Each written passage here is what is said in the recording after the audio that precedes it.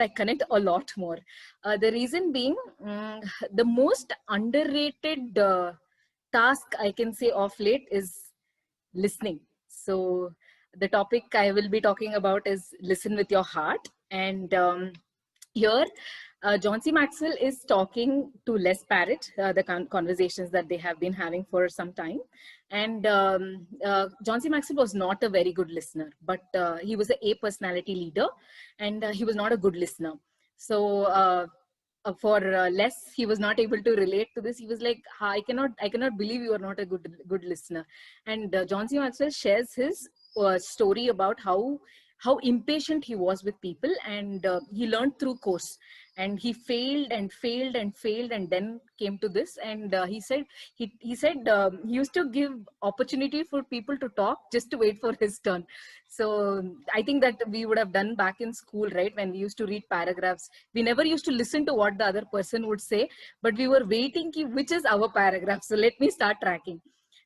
So similarly, John C. Maxwell was such a kind, and when he got married to his wife, he was similar to that.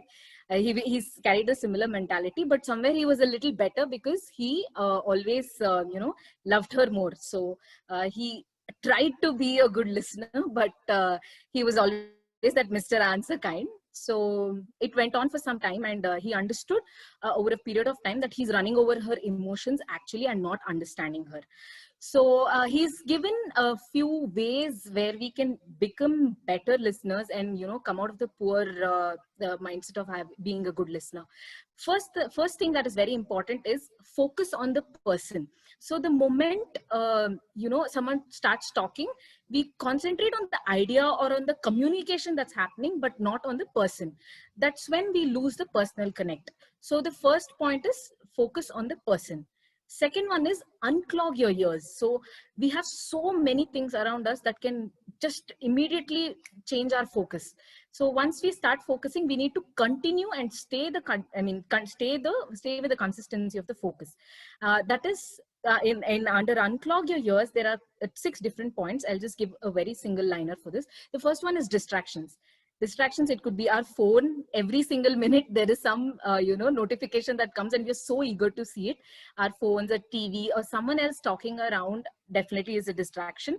The second one is defensiveness. So if we are taking a feedback from the other person and we find it defensive, we immediately want to protect ourselves. And when we think about ourselves, obviously, when we think about ourselves, we lose again the care, the connect with the person.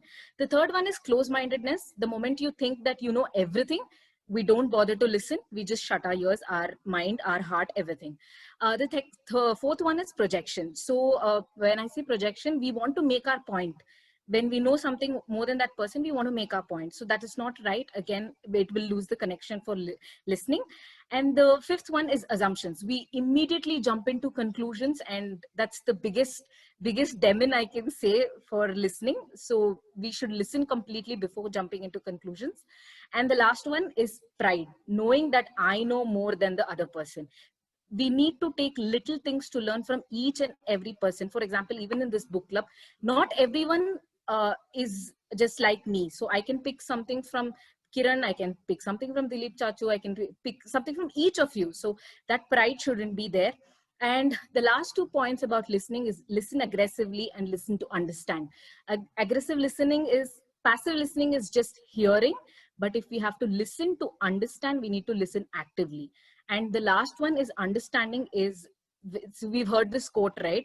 Many of us, listen only to reply, but not to actually understand. So we need to listen completely to understand what the other person is trying to say, and give them the space of speaking.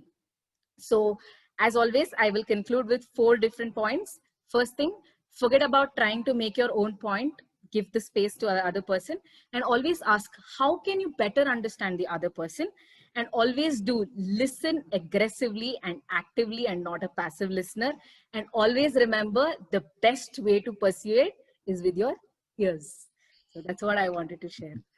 Amazing, amazing, Sana. As usual, you always rock.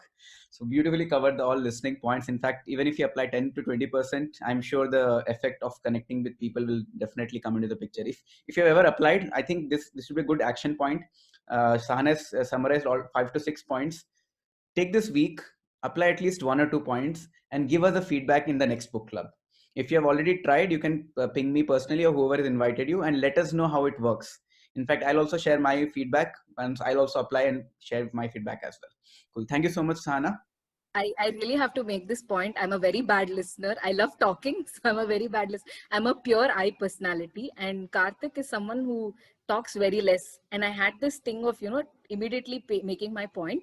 But when he's sharing his off late of his experiences, I've made it a point to give my ears and listen. So it's a very good implementation that I have made myself. Wonderful. Book club